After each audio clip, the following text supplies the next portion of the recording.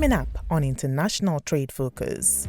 We are unpacking what President Trump's proposed 10% universal import tariff really means and why it's a wake-up call for Ghana to rethink its export priorities. And later, we'll be joined by the West Africa Regional Director of CAT International, Apiakusi Adomako, as we explore why diversifying into AfCFTA and other African markets is no longer optional but essential. Now, in our focal point segments, we break down the bigger picture behind today's issue. We'll walk you through the key facts, trade data, and developments from the U.S. government's tariff changes to Ghana's current export trends, and set the stage for why the conversation matters now more than ever. Our focal point segment comes up next.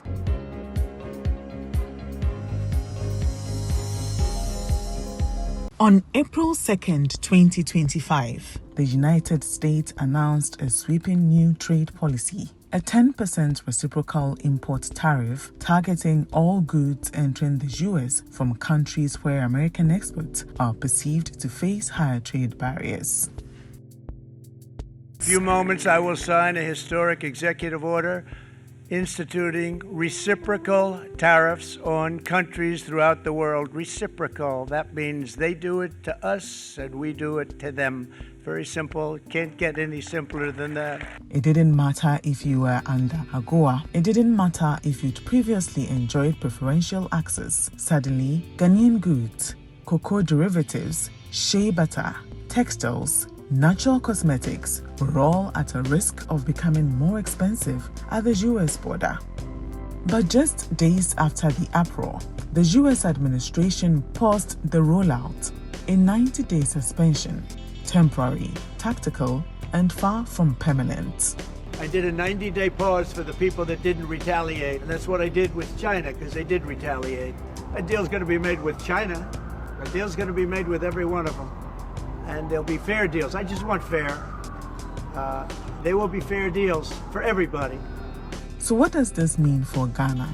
In 2023, Ghana exported $1.65 billion worth of goods to the United States. According to the U.S. International Trade Commission, $340 million of this was exported under the African Growth and Opportunity Act's AGOA, covering products like cocoa derivatives, apparel, and natural cosmetics.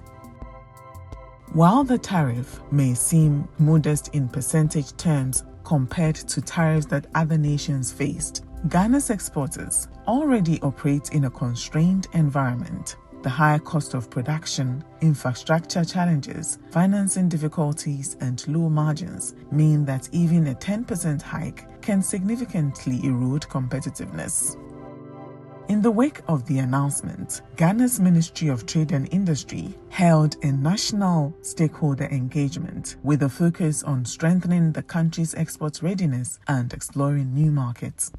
The conversation centered around building a more resilient export base, one that can withstand external shocks from tariff wars to shifting buyer demands. International Trade Focus sat down with the president of the Federation of Association of Ghanaian Exporters, Davis Kobo. He emphasized the need to strengthen Ghana's export sector at home, improving capacity, infrastructure, and support systems, while also urging businesses to take fuller advantage of the African Continental Free Trade Area as a strategic alternative to over-reliance on distant markets.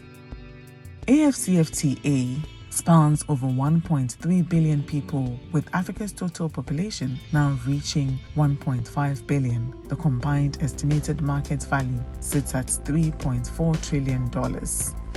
Ghana has already begun exporting under the AfCFTA and has long traded within the ECOWAS and parts of Europe and the Middle East. But recent global disruptions make it clear we must strengthen and scale these existing trade channels. AfCFTA offers more than preferential tariffs. It offers proximity, shared infrastructure goals, and raising consumer demand for the very goods Ghana produces. By improving standards, reducing delays, and investing in market intelligence, we can deepen our footprints across the continent.